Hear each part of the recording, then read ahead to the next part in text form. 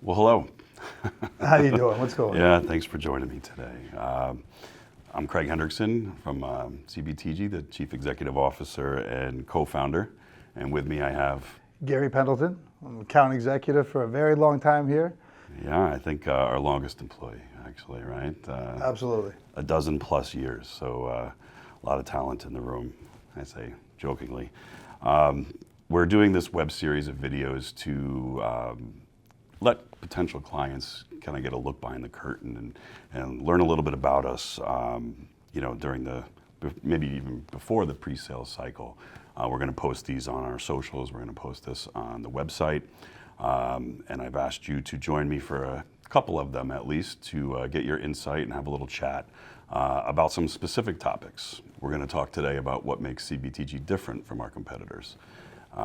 Great topic. Yeah, and we've been in the industry a long time. Connecticut's a very small state, so we've seen a lot. We kind of know what's going on with our clients, with our industry, and also with our competitors. So I'd like to start a little bit just to kind of talk about my view of this topic. As the co-founder and CEO here, I think part of my role every day, every year is to guide the culture of the company. I don't come from the tech side of the industry. I'm more of a business-minded person.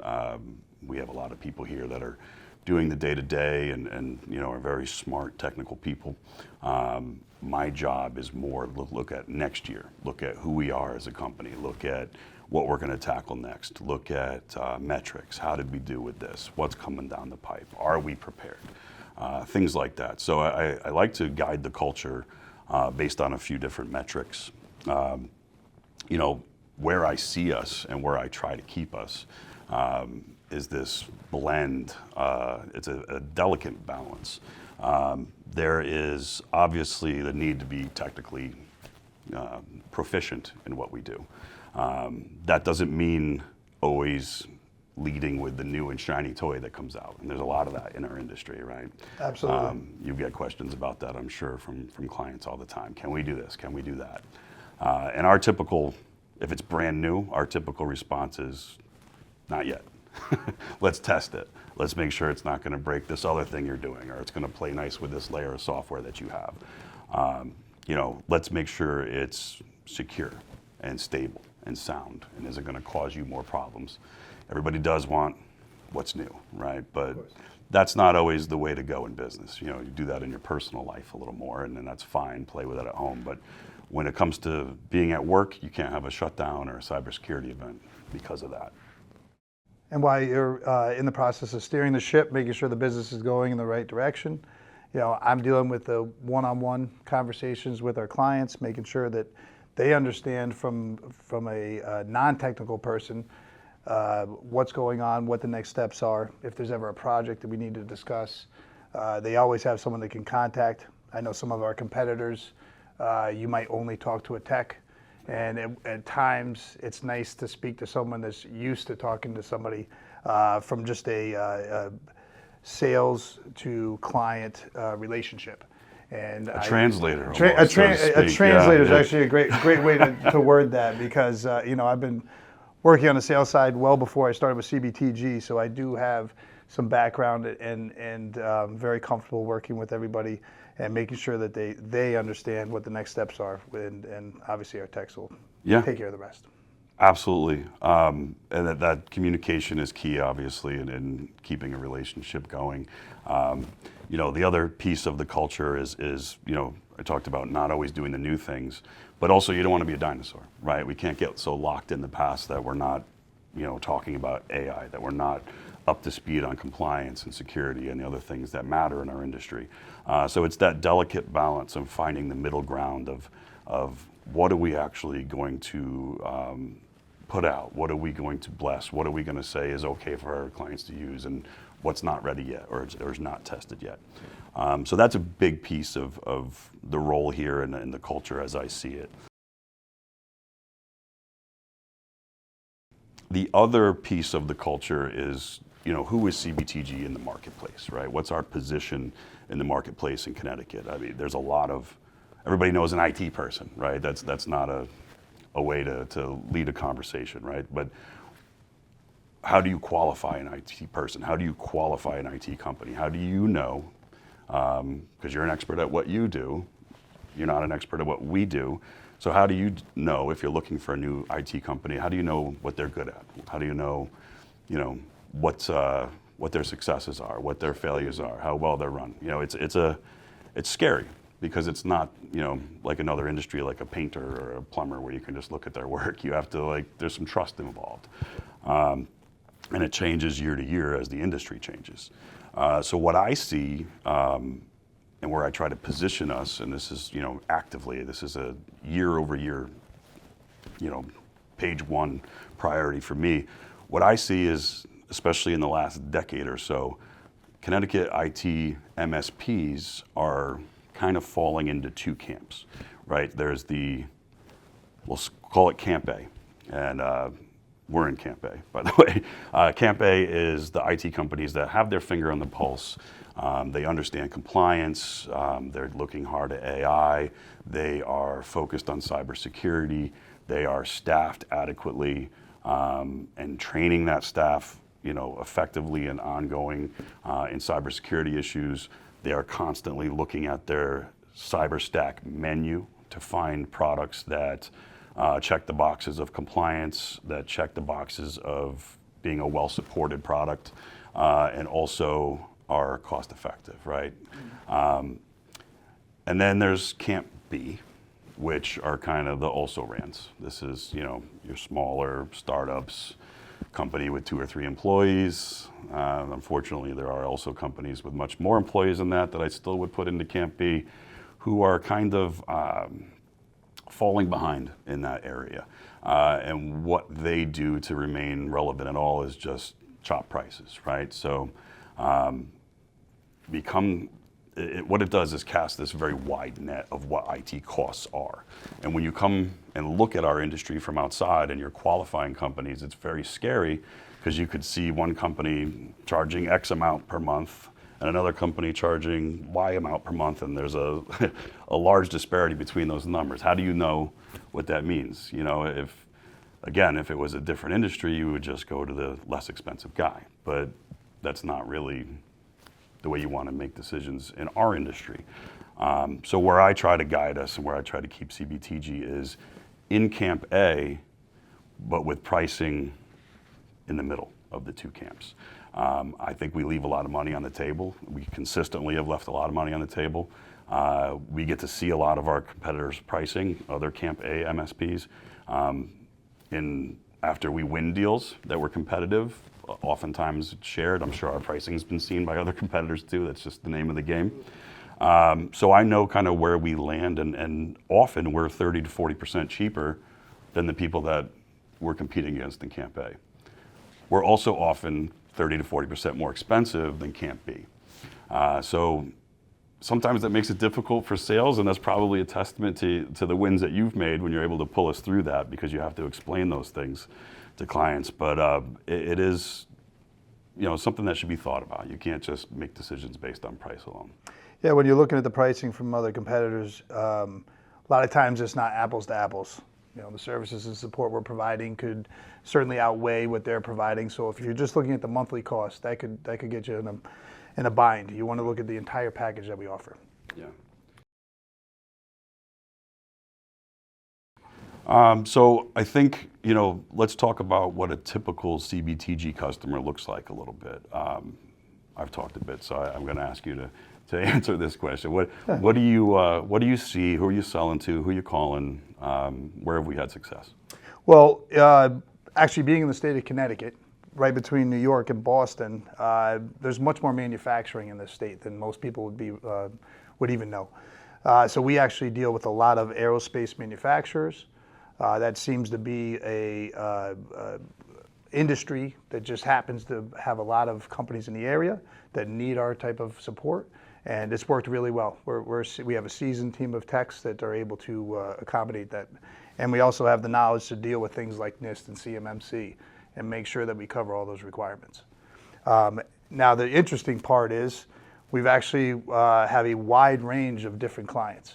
And this can range anywhere from companies that make beer all the way up to the companies that make parts so airplanes can fly and everything in between. So it's really been it's great to work with all the different types of all those different types of industries, and know that what we provide does have a benefit to each one. Yeah, that's a good answer. I appreciate that. I would expand on that even just to say, through the multiple industries, they all have a lot in common, right? If you're on a computer network, you're often bound by the same levels of compliance and the same cybersecurity concerns, no matter what your product is. We're in healthcare, we're in insurance, we're in entertainment, we're in professional services, but really we don't differentiate too much on the way we provide service or the way we architect a network based on those products.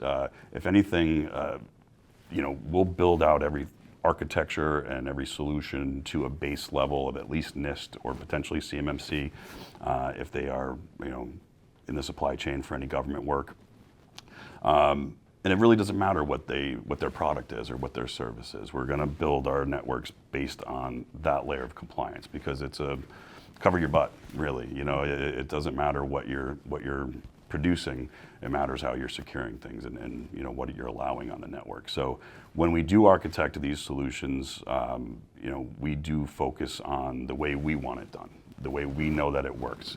Stable architecture, A-tier products, hardware and services. We're not, we're selling Cisco, we're selling Dell, we're selling HP. We're not, selling the B-tier products. Maybe you pay a little more upfront for these things, but they last longer. The R&D is there, the cyber is there, and these companies aren't getting eaten up and bought and sold so that you saved 10 points 5 years ago, right? So we're doing things the right way, no matter who our client is. And that makes it, the confidence that we don't have a client that has holes, because we've done it the right way from the beginning. That's a big piece of it.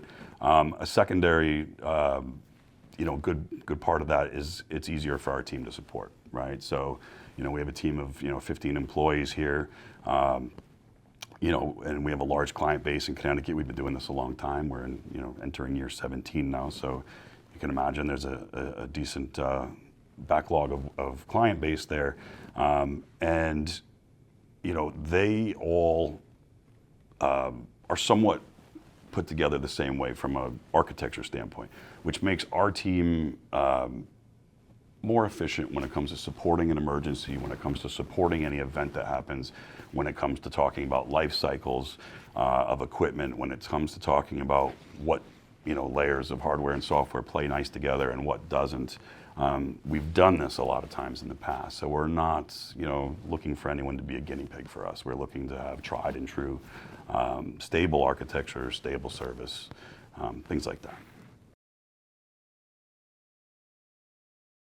And when we're looking at a client's network, and I've already architected a client's network, the next step is to make sure that we're proactive when it comes to hardware replacements. The best time to replace a device is when it's working properly and it's still under support. So we make sure that every client has a different budget. We make sure that we provide budgets for next year and the following years so they're prepared for their budgets as what might need to be replaced in their network. I think this is a huge value for our clients. Make sure that they're prepared for anything in the future, but it's all based off of the original architecture of our network and the hardware that needs to be replaced. Yeah, I think that's a good point, and maybe we can go a little further with this piece of the conversation, because I know you were the lead in 2025 for what ended up being a huge take on this year, which was the Microsoft sunsetting of Windows 10 and below. So this year was in a lot of ways the year of Windows 11, which meant several thousand devices for CBTG that needed to be upgraded. And we didn't want to wait till the eighth inning to get started. So I know these conversations started around Halloween of 2024. And I had full faith in you, and you were tasked by the service team to kind of be the forefront of that. If you want to talk a little bit about how you accomplished that now that we've completed it and people are happy. Yeah, I will. I'll say, I hope I'm retired before Windows 12 comes out. Yeah, we all do. Yeah.